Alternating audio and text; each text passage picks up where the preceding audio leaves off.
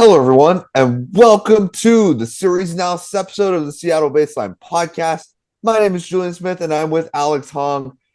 Alex, back to being happy. Holy cow! We went from scoring nothing, winning nothing, to scoring 29 runs in a series. And football season just started. Too bad the Seahawks lost. We got super close to a touchdown in the last minute. I really wish they scored there. Alex, I want to hear your thoughts on the series and a little bit if you have some Seahawks thoughts too. Well, it's unfortunate the Seahawks didn't win, but I mean, it's okay because the Mariners, they made Seattle fans, sports fans, I guess, pretty happy because the Mariners went from doing everything wrong, basically everything was going wrong. Even if one thing went right, the other thing went wrong, so that overall the team was going wrong, to everything going right. I mean, specifically in the last two games, we scored a combined total of 28 runs. Like that's unbelievable. Like that is like crazy. Like that's like that's like what teams like, sometimes like those are like the biggest blowouts of the season type scores right there. Like especially like scoring 18 runs in the last game, unbelievable. But yeah, it's good to actually finally win a series and a road series, in fact. So yeah, I'm pretty happy.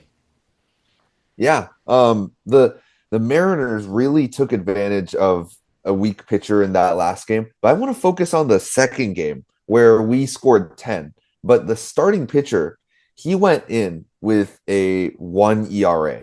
And essentially that means that he's not been hit around at all. Everybody's struggling against him, and the Mariners clearly had a game plan going into it. They they didn't seem sharp in that second game, but they did seem focused, and they seemed like they had a plan, and they clearly executed on it. That confidence from executing that plan goes straight to the third game where they score 18 runs and then completely dominate. And so it's like the domino effect of like once you get good vibes, you get even better vibes, and then tomorrow hopefully even better, like even crazier good vibes. It's been fantastic. This series was a good turnaround series, and I'm honestly getting really confident with how the team's playing, not just because of us scoring 18 runs, not just because we scored 28 runs in two games, but because it seems to be gradually building that momentum and confidence in the players, because this team can score home runs better than most other teams can. So let's keep it going. Yeah, I mean, a lot of players. Yeah, and I honestly agree with you with the momentum thing. Like, I don't expect like any team to like score this many runs. Like, that's super unrealistic. That's definitely not sustainable at all. But what is could be sustainable is the continuous offensive production and like confidence boost, right? A lot of the time I feel like the Mariners sometimes have been going up on the plate looking absolutely lost, right? But they were focused, like you said, especially in the second game against a really good pitcher, and then they used that to score a lot of runs against the really bad pitchers they were against later. So yeah. We could talk about a few offensive players that played well, but actually, a few is the wrong word to use. Basically, every single Mariners offensive player played well in this series. So, like, I don't even. There's not no. I basically would have to list the entire starting lineup. So, I mean, there's not much to go off there. But I mean, it was ridiculous. Like Raleigh hit like two home runs. Suarez hit three home runs. But Julio, I want to focus on him real quick because he's having an unbelievable second half of the season. And I know like last year this was like a kind of similar, but this year I feel like Julio is playing like absolutely like this is close to his rookie year level of good. So I'm really really happy with what Julio's been doing. Yeah. And Julio, one thing that he's doing is he's hitting a lot more line drives than he usually hits. The start of the season, he was hitting a little bit of ground outs, but as long as he can get that ball in the air, he can sting that ball. His swing is fast enough to get that ball like going, just crushing that ball better than most other players. This with the way that his defense is going right now and his home run ability, his stolen base ability, honestly, one thing that I want to highlight is because of those line drives, he's hitting a lot more doubles and he's putting himself in scoring position more often. And it seems to work for the Mariners because if he can get into scoring position, there's a lot more opportunities. There's one more opportunity that he creates every time he makes that scoring position. So if Julio can keep on doing this, he will be really good. Cal Raleigh, I want to focus on him because Cal Raleigh in the second half hasn't really lived up to this like second place MVP or even like people saying MVP level caliber player. He hasn't really lived up to that. And I think part of the reason was that he wasn't hitting line drives. He's trying to hit home runs. Maybe it's because his swing is more home run derby style now. But this series, we saw him hit more line drives.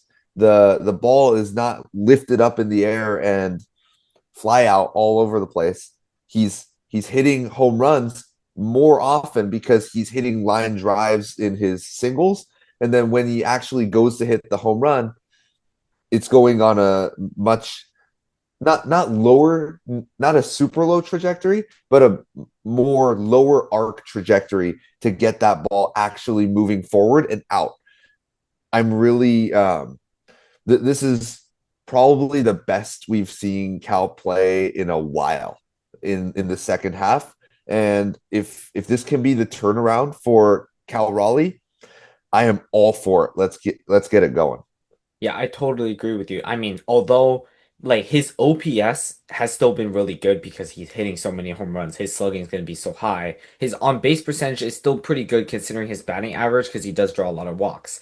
But you're right, he didn't get a lot of hits. He got a lot of home runs, but he wouldn't get a lot of hits. So, I mean, his batting average was pretty bad. But I mean, he has a 6 game hitting streak going on right now. So, maybe he'll be back into doing that. And honestly, although the home runs are really valuable, having Cal Raleigh on base and like scoring runners is a lot more valuable than that, I think. So if he can be a little more balanced, I mean, it seems to be like he's never had a problem of not hitting home runs. Like even when Cal Raleigh is slumping, he's still hitting home runs, which is really, really funny. So I feel like that'll never be a problem for him. But yeah, yeah, because this year he's been really pulling the ball and lofting it in the air and getting it over the fence, right? But when it doesn't go over the fence, it's a fly out, right? There's no chance for it to do anything. So the line drives, I agree, are pretty good. One other thing I think want to talk about quickly from this series is the pitching. Um, the all three starters in the Mariners played pretty well. So that was really good. Good for Luis Castillo to have a really good start in the last game because we talked about how he's been struggling in the last few series, but he finally had a good one. Um, what are your thoughts on the bullpen still? Because despite we didn't use any of our high leverage arms, but we used our middling reliever, like our middle relievers. So what did you think about them? Um, one sec. I feel like this bullpen, talent wise, it's expected to be a little bit more. And like this series, Andres Munoz and Matt Brash don't play. Or wait, did Matt Brash play in the first game and then handed off the game to Uh, Spire? I think he did. he did, but he gave up no runs. He didn't do anything. Yeah. Um, you expect your high leverage guys, and I think high leverage is like Munoz, Brash, Bizardo, and Spire. I think those four are pretty safe in the leverage spots for me. But Spire has been slumping, and Spire as the high leverage lefty, he's he's been looking lost lately, and I feel like maybe he might need a little bit of a break. He might be overused. This bullpen has been taxed this year more than any other year, especially compared to last year, because last year, this Mariners starting pitching went 6 or 7 innings almost every night. And so what Brian Woo's been doing this year, that was honestly like that wasn't the norm, but something similar to that was always out there. And so the Mariners bullpen was able to they only had to go 3 innings instead of four, something like that. And so I get that they're getting taxed. I think Gabe Spire needs a little bit of a break. He might be a little bit fatigued. Andres Munoz hasn't played in a while. Maybe he gets a chance to go out there in a closer game. Hopefully that happens soon. But yeah, I think the bullpen in general doesn't have the depth. It has that the four that I mentioned, but then you get down to Emerson Hancock, who's clearly not controlling the ball that the way that he needs to be a real major league bullpen arm. Mhm. The Castillo guy that we added, he's who knows how he's gonna go, how he's gonna do for the rest of the season. I mean, we acquired him from assignment, and so you can't really expect anything from him. There's there's so many like holes in the bullpen right now that I feel like the starters need to do the starters need to go a little bit longer. They did that this series. I hope that the starters can keep on doing that so that the bullpen can stay can stay relatively fresh. Yeah, and I think a very important thing is the Mariners need to know who they have, right? We do not have like five like Yoan Durans on our bullpen, right? I mean, there's a lot of guys on this bullpen who we definitely don't trust, and we have to use them in low leverage situations because sometimes I feel like the game is close, and then we throw out like Caleb Ferguson, who has been really struggling lately, and it gives up a ton of runs, and we act like we're like too surprised, right? So I think like every no bullpen is going to be like having a ton of lockdown guys. We just need to be able to put the right guys out there in the right situations against the right matchups. And I know it's a little difficult because we don't have enough lefties, but with the lefties, I think Ferguson, he can still have a use. We just need to put him against really struggling other left-handed hitters. And I think that could be his use. And he could still have value that way. These guys aren't just completely useless. Well, if we throw Ferguson out there against like I don't know, like let's say it was like Aaron Judge, that's not the most ideal scenario, right? So I think finding a good balance that way will help the team be a lot more successful in that. But yeah, I think we should move on and talk about where the Mariners stand in the postseason bracket and the standings. So do you want to talk about that? But before you move on to the postseason, I want to talk about one thing that I noticed from Luis Castillo today. Okay. I loved his off speed stuff. His slider and changeup looked really good today. I think he's his fastball is great, but with the decreased velocity throughout the years, I feel like him moving more towards that slider and changeup, having more of this variety instead of going fastball, fastball, fastball, it helped him a lot today. And so I hope he keeps on doing that. But moving on to the standings, we are now 2.5 back of Houston again. We're back in the hunt. We're gonna face Houston pretty soon. We're gonna I think it's a 4 game series, Three-game 3 game, series, right? I'm pretty sure. 3 game series against Houston. So if the standings stay like this, and then we go to Houston and maybe we sweep them, we're the front runners of the American League West. We're 1.5 games ahead of Texas. I'd say I'd say that part I really hope I don't have to worry about. I hope that Houston is the only team I have to look at other than the Mariners. But so far, the teams behind us are getting pretty close. Hopefully, the Mariners keep on winning. Yeah, and the thing about Texas is that they're against the Astros at least one more time in this series, and they're against Milwaukee and New York Mets. So they still have a tough way to go for the Rangers, Texas Rangers.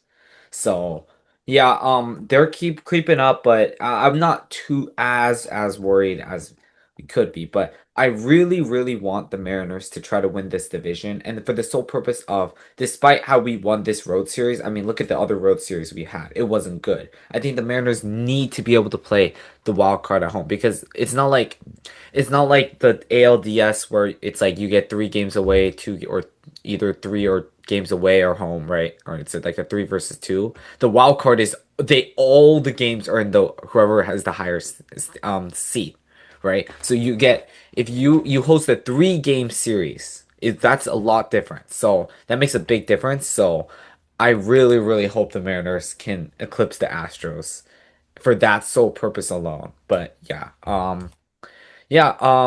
next series coming up, St. Louis Cardinals, then the National League. Their team that started out okay, but they've been really struggling lately. So, Julian, do you have any thoughts against the Cardinals? I think starting out okay was is a bit of an understatement. They started off fantastic. I went into this season thinking the Cardinals are probably one of the selling teams at the deadline. Well, they were one of the front runners in the National League at the start of the season. And I don't even know how they pulled that off. Their starting pitching staff isn't very good. Their starting pitching staff, they especially the players facing the Mariners this series, they haven't been performing. They are all over 4 earned run averages, and the Mariners offense could definitely take advantage of that. Their offense, they have players that are injured, suspended, all over the place. I'd say Lars Nootbaar, their leadoff guy, is kind of a threat. Um, they don't really have many guys that can score for them, nor start for them. One thing that we need to keep in mind though is that their bullpen is fantastic. I love the St. Louis bullpen. They're a really good bunch of players, and so if the starter plays well, or if the Mariners can't take advantage of these starters, the bullpen comes out, and then suddenly it becomes a lot harder for the Mariners to score. And so I hope the Mariners can destroy the starter. Hope the Mariners can the pitching staff can perform and not let them score. I think this is a team that the Mariners can go and sweep, honestly. Yeah, their offense is not very impressive at all. Like you said, there's a few good players in there, but yeah, it's not that good. It's not as bad as I think it was the Guardians offense. That offense was terrible. I don't like losing that series was like a disaster, but yeah, they're not very good. They're starting pitching, everyone's above a 4 ERA, and it's not like they had like that good of like a past history. Like it'd be different like Justin Verlander. He has like a 4 ERA, but he's one of the best pitchers of all time. So that's that would be even a little different. But yeah, starting pitching not that good. Bullpen, like you said, so a lot of the Cardinals wins in the last like few weeks I've looked at were they if they won, it's because they probably won a close game and their starter went like 6 or 7 innings of very good play and their bullpen gave up nothing. The games they've been losing, their starter gave up like 6 runs in like 2 innings and then they were out. Like it was over, basically. They don't have the offense to score that many runs. So that's basically what the Cardinals have been. So Mariners, they need to start the game really hot and score a lot of runs and then they could take the Cardinals out of it at that point, and then it'll be good from there. So I think that should be the strategy here. Keep the offensive momentum going, pitching do its thing, and I think we'll come out of this series with a win. And it's nice to be at home, so hopefully we don't any none of those road struggles come and continue at home. Yep. Get more hits, get more runs, and get more wins. Hey, thank you everyone for tuning in. Check us out on Spotify, Apple Podcasts, and our beautiful faces on YouTube. Check out our Instagram. And as always, go Mariners. Go Mariners.